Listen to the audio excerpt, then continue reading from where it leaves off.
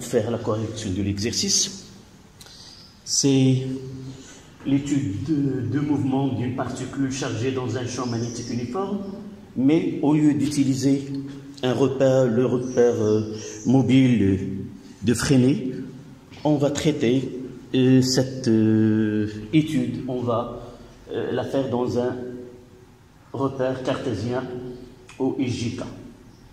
Évidemment, le but de cette étude, nous avons déjà traité le cas d'utilisation de repères de Freinet, et nous avons abouti que le mouvement de cette charge est un mouvement qui est circulaire, uniforme, de rayon R, et nous connaissons l'expression de ce rayon-là.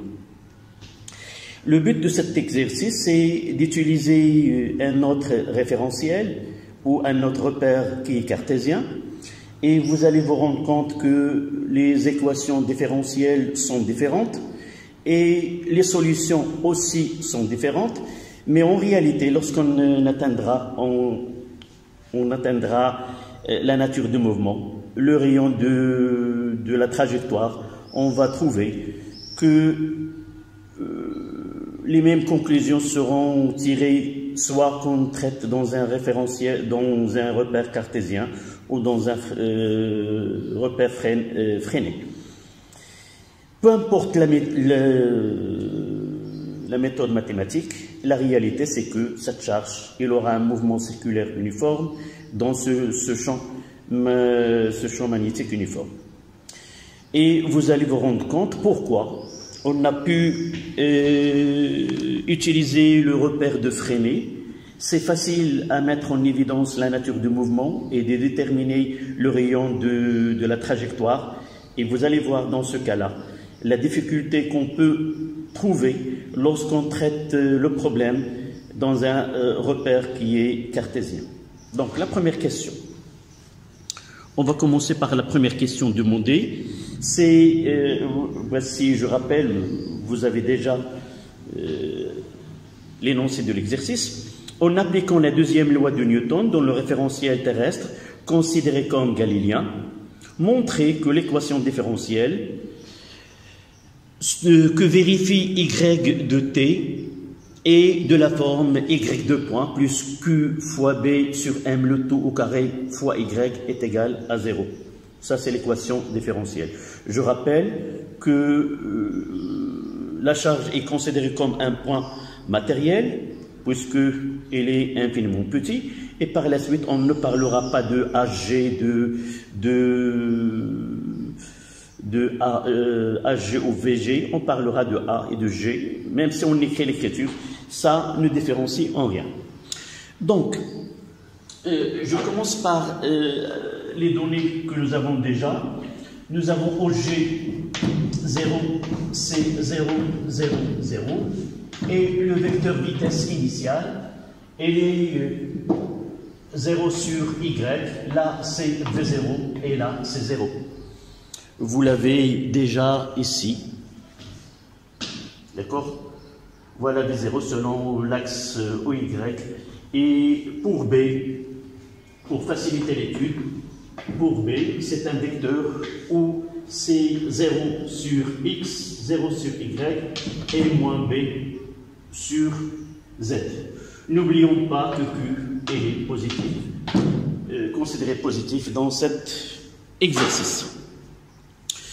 Donc, pour faciliter la deuxième loi, on dira tout simplement, pour simplifier l'étude, qu'on peut considérer que la charge qui est ponctuelle, infiniment petite, qu'elle n'est soumise qu'à la force magnétique ou la force de Lorentz, et le poids sera négligeable devant cette force. Et par la suite, ce sigma de F extérieur est égal à M, A, G ou A.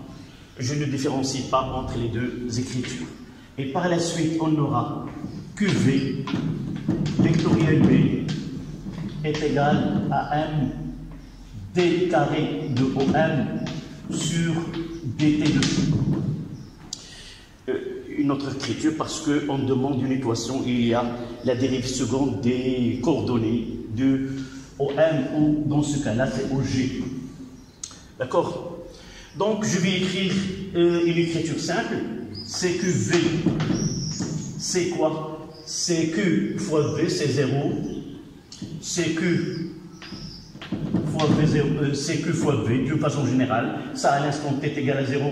Donc, je mettrai, c'est pas à l'instant t est égal à 0, mais à l'instant t quelconque. On n'aura que Vx, que Vy et que Vz. Vectoriel. B, ça sera 0, 0 et moins B. À différencier entre le vecteur vitesse initiale et le vecteur vitesse à un instant donné. N'oublions pas que dans ce mouvement, le vecteur vitesse change de direction et par la suite, les extraits V, ça change et là des composantes différentes selon les trois axes.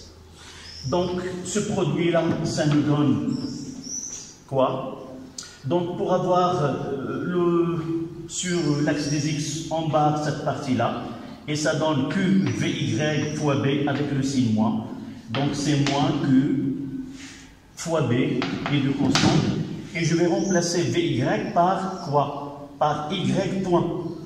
C'est la dérivée, c'est Y point. Pour l'axe des... sur Y, ça sera le moins avec le moins parce que pour le deuxième moins avec le moins ça donne plus, c'est Q fois B fois Vx, c'est X point. Et sur Z, ça donne 0 fois 0 moins 0, c'est 0. Donc voici le produit vectoriel QV, vectoriel B, ça nous donne moins Q fois B fois Y point, Q fois B fois X point, et là, ça donne 0. Ceci doit être égal à M X de point, M Y de point, et M Z de point. Ce qui nous donne les équations suivantes. Je peux mettre X de point est égal à moins Q fois B sur M Y point. Pour le deuxième, ça sera Y2 point est égal à Q fois B sur M fois X point. Et pour le deuxième, ça sera Z2 point. Et le troisième, ça sera est égal à 0.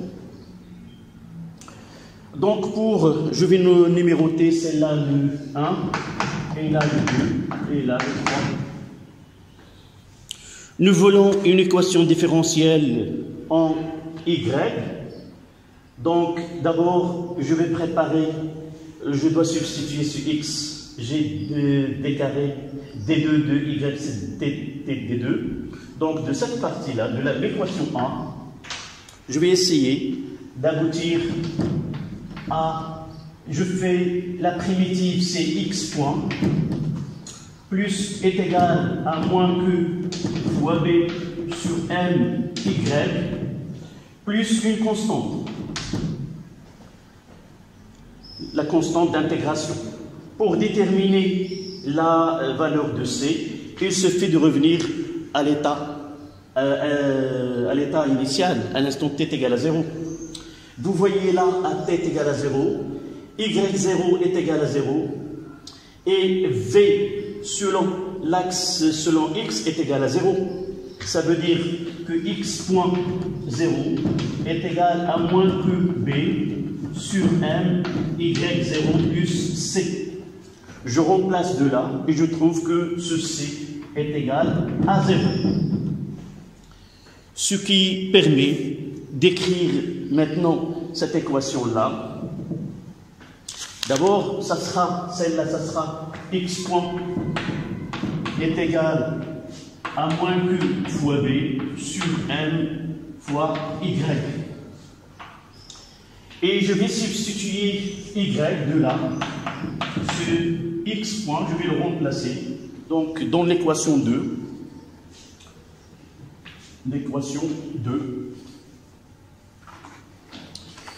de la craie blanche, l'équation 2, on aura y de point est égal à q fois b sur m multiplié par x point qui n'est autre que moins q fois b sur m fois y.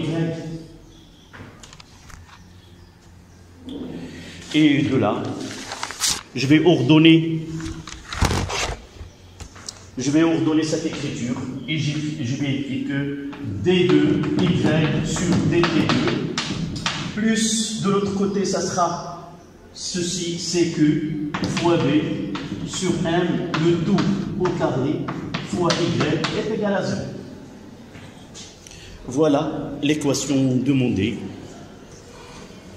en posant que celle-là ça sera d2 y sur dt2 plus oméga carré y est égal à 0. C'est une équation de second degré linéaire et nous savons que sa solution est y est égal à y de m, ym cosinus oméga t plus phi. Et de là, on va passer à la question 2.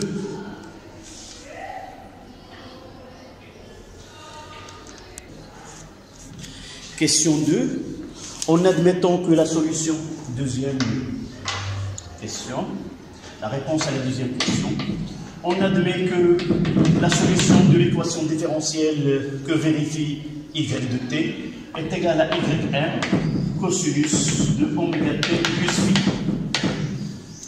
Qu'est-ce qu'on demande? On demande de vérifier que oméga est égal à qb, c'est en réalité. Donc, l'équation différentielle, c'est y de point plus q fois m sur q fois b sur m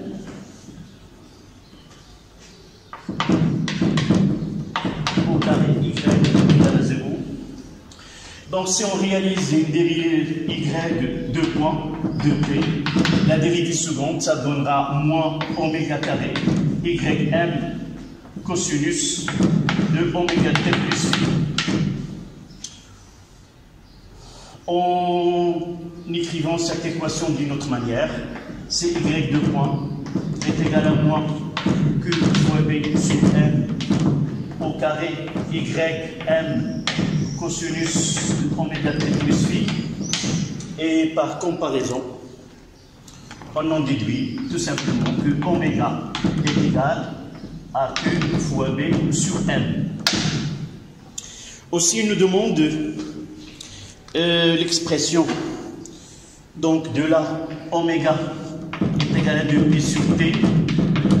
Et de là, on tire que t est égal à 2pi sur oméga. C'est-à-dire t est égal à 2pi divisé 2pi fois m, 2pi fois m sur q fois b. C'est l'expression demandée. Donc c'était la question 2.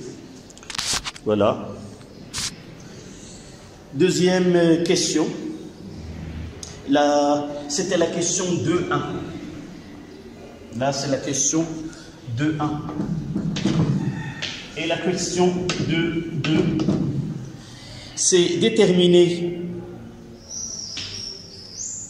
phi et ym, puis écrire l'expression y de t en fonction des données du problème.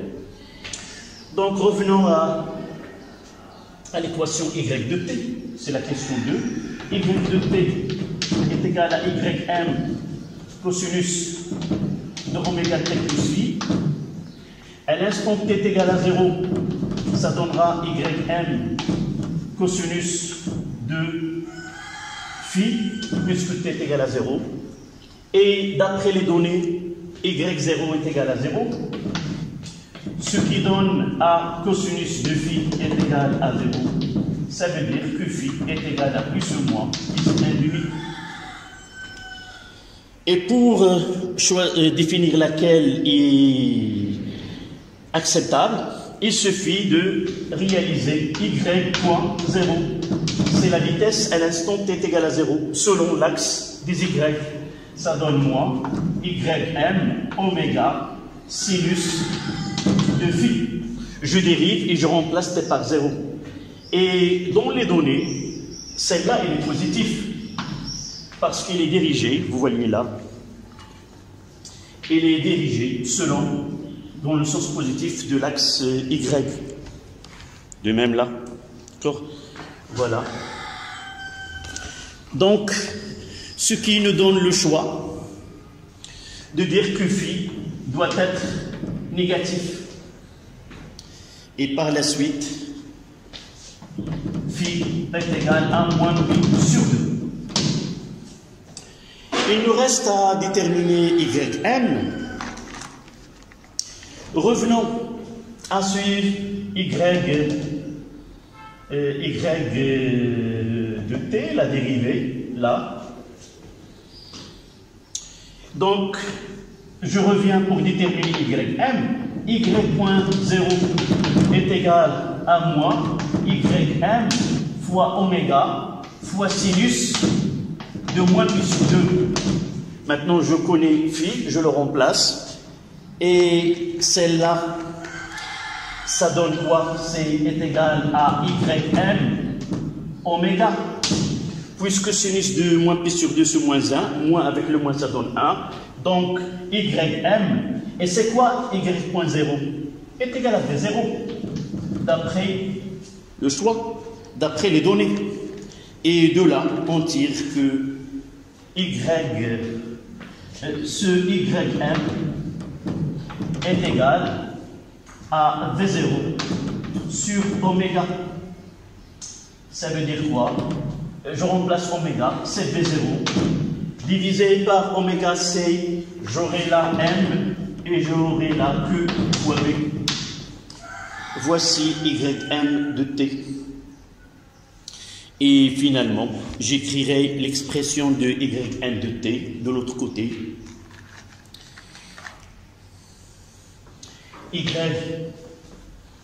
Ym de t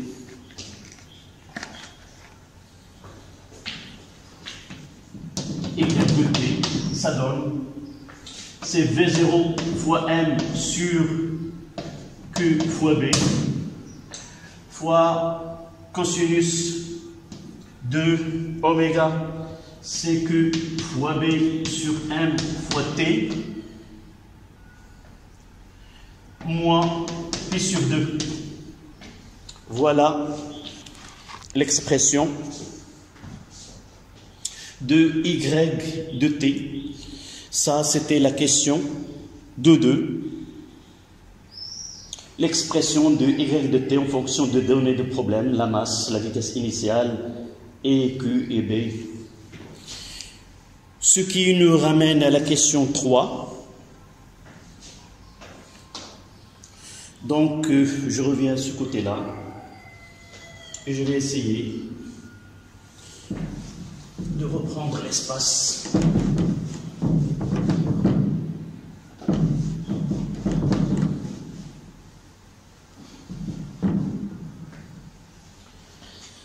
La question suivante, c'est donner.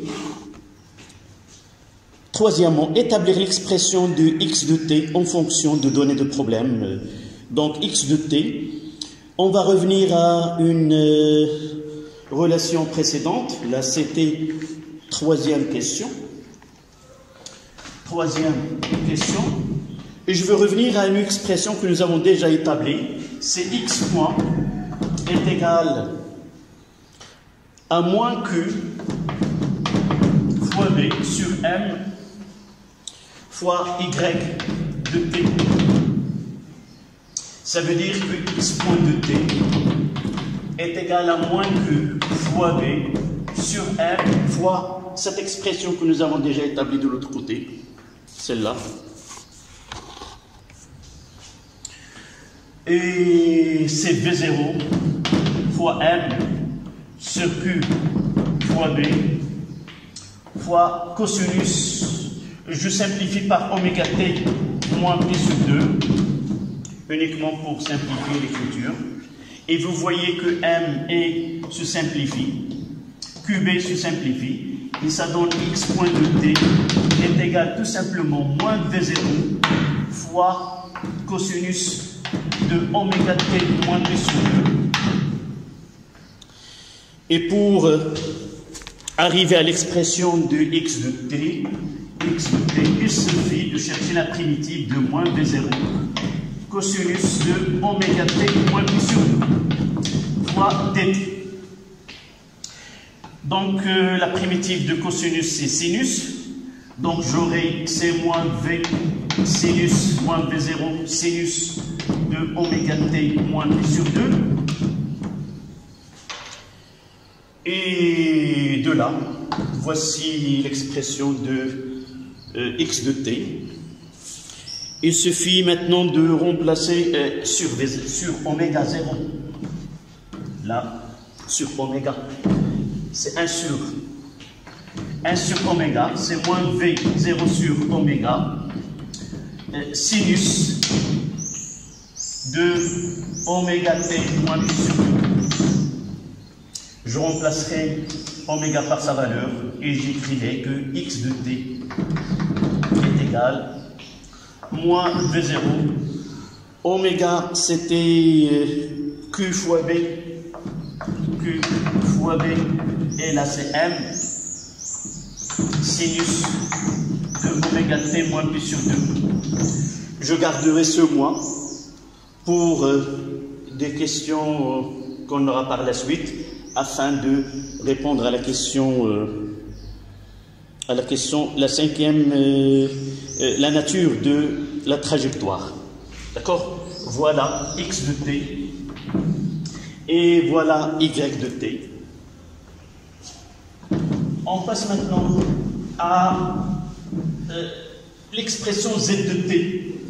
Pour parler de la trajectoire, on doit avoir les équations horaires x de t, y de t et z de t afin d'établir la relation entre les trois grandeurs et pour définir l'équation de la trajectoire. Donc cette question, c'était la quatrième question.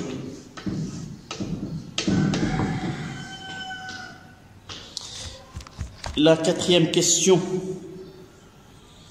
c'est z. Nous avons déjà fait que z est égal à 0, ce qui nous donne que z point est égal à une constante qui est égale à V0 selon z. Et puisque V0 selon z est égal à 0, ce qui donne que z de t est égal à une constante, parce que le vecteur vitesse est contenu dans le plan V0, et il est collinéaire avec Y, et par la suite là, V0 il est collinéaire, et la projection de V à l'instant t est égal à 0 est égal à 0. Donc je reviendrai là, et par la suite à l'instant G0, au G0 c'est 0, 0, 0, par la suite Z est égal à 0.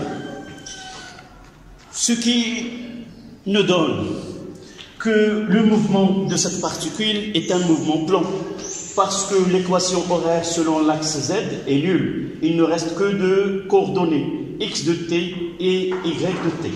Donc le mouvement est plan et s'effectue dans le plan OJ-OZ. Dans le plan OI-OJ.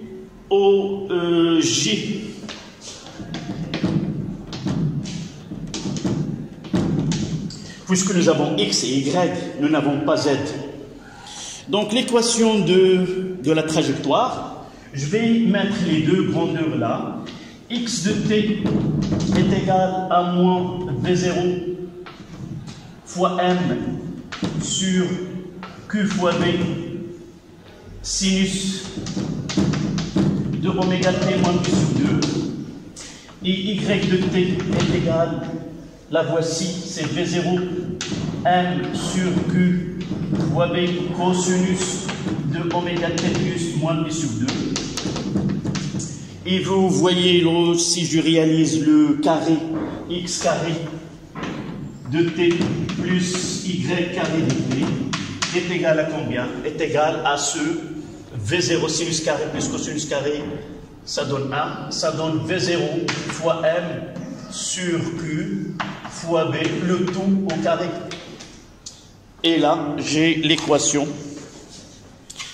d'un cercle x carré plus y carré est égal à r carré. Donc, le mouvement de la particule est un mouvement circulaire uniforme, de rayon r. Donc, mouvement circulaire uniforme de rayon R est égal à M fois V0 sur Q fois B. Voilà la question. La question 4.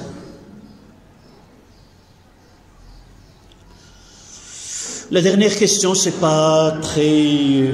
c'est donner les coordonnées de la vitesse et les coordonnées de l'accélération. C'est facile de les faire, c'est uniquement, il suffit de réaliser la dérivée. Donc, dernière question.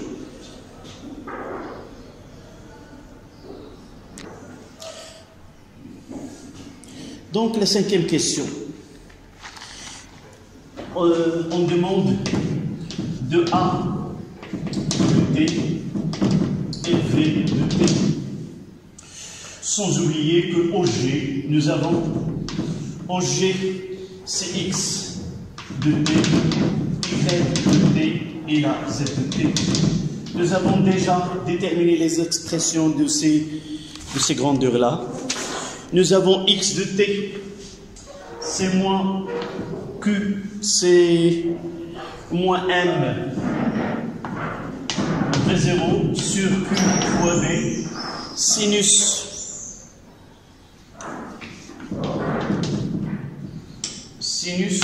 de oméga T moins Q sur 2. Et là, on a M V0 sur Q fois B fois cosinus de oméga T moins Q sur 2. Et sur Z, nous avons 0. Donc, sur le reste, pour V, il suffit d'écrire les expressions que V de T n'est autre que X point de T, Y point de T. Je n'écrirai pas pour Z, c'est 0, donc ça donne quoi? Le dérivé de sinus, c'est cosinus, donc j'aurai moins avec ce oméga 0. Et oméga 0, ça donne QB fois M, donc j'aurai uniquement moins V0. Cosinus de oméga T moins Pi sur 2. Donc j'aurai oméga. Et oméga c'est quoi? C'est QB sur M. Donc il va se simplifier QB et M, on n'aura que cette expression-là. Pour Y, le dérivé de la cosinus c'est moins sinus, avec ce oméga là, et j'aurai moins V0 sinus de oméga T moins Pi sur 2. Et là, ça sera 0. Et vous voyez, si je veux déterminer la norme de vecteur vitesse ici, il suffit de mettre x point carré plus y point carré. Et de là, on trouvera que c'est v carré, c'est v0 carré, c'est-à-dire que la vitesse elle est constante au cours du mouvement. Donc, il s'agit bien d'un mouvement qui est circulaire uniforme. Donc, la norme de v de t est égale à V0. Et pour l'accélération, donc là je vais écrire cette V de t. Les expressions, là c'est moins V0, c'est R fois oméga. C'est moins R oméga cosinus de oméga t moins pi sur 2. Et là aussi c'est moins R fois oméga sinus de oméga t moins pi sur 2. Et là c'est 0. Donc pour avoir A vecteur accélération, je dérive, j'aurai le dérive de cosinus c'est moins sinus, ça donne plus R oméga carré. Dérive de cosinus c'est sinus, c'est moins. Donc oméga t moins pi sur 2. Et là, je dérive le sinus et cosinus, ça sera moins R oméga carré cosinus de oméga t moins pi sur 2. De là, je peux avoir la norme de A. C'est la racine carrée de AX carré plus AY carré. Et ça donne tout simplement, c'est R fois R oméga carré. Et c'est si on fait la construction géométrique, on aura, c'est une A, elle est évidemment radiale dans le schéma lorsqu'on représente AX et AY. Ce qui est égal, c'est V carré sur R. Donc si je remplace R de ce côté-là, ça sera V carré sur R. Et nous avons les mêmes expressions que nous avons établies dans un référentiel, dans un repère mobile de Freinet.